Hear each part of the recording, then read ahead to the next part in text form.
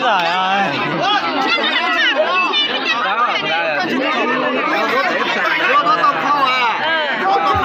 Các bạn ơi, xoay người xong rồi đi.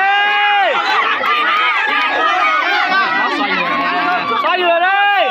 Hai từ bên tua.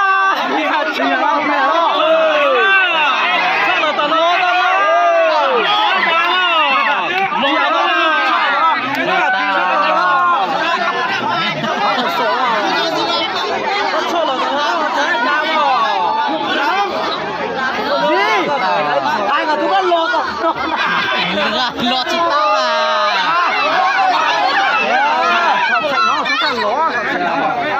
Có mình xí xí đồ chị tao phải là đó. Mà tôi mới đu à. Lọt nó.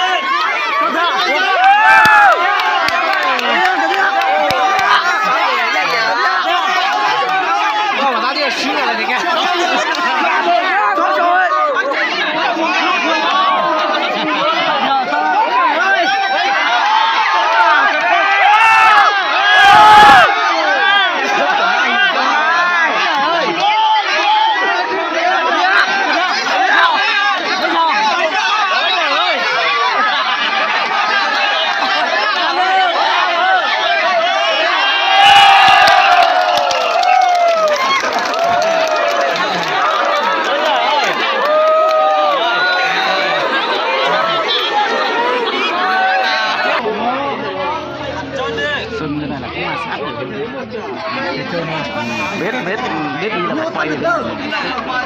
Ngon khỏe không, cứ xoay dần đây. Ba anh ơi. Thôi, con em năm 2 tuổi thì nhường con đi. Cháu có nói gì bây giờ? Đó, thể thao là không có nhường. Hết sức vào, cố lên. Sức khỏe mà, sức khỏe. Cố lên hết rồi.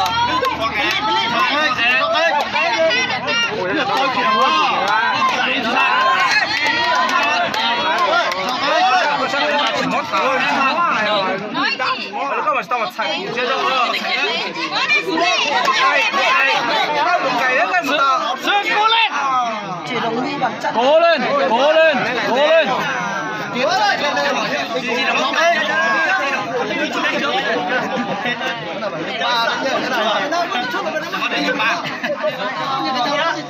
Cho cái đấy một tao, không xé một tao.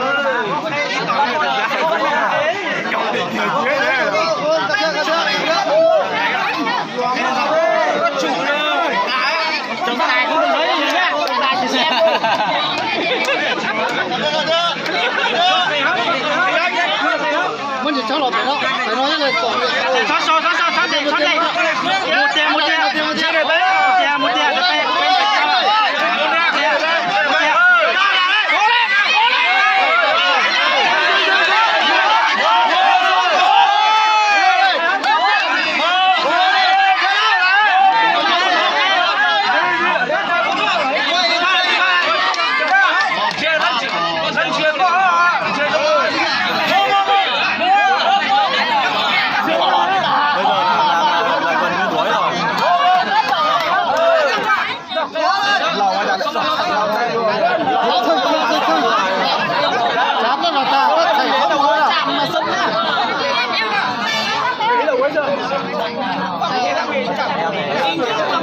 chương trình wow Các bạn con phải tả thấy đó.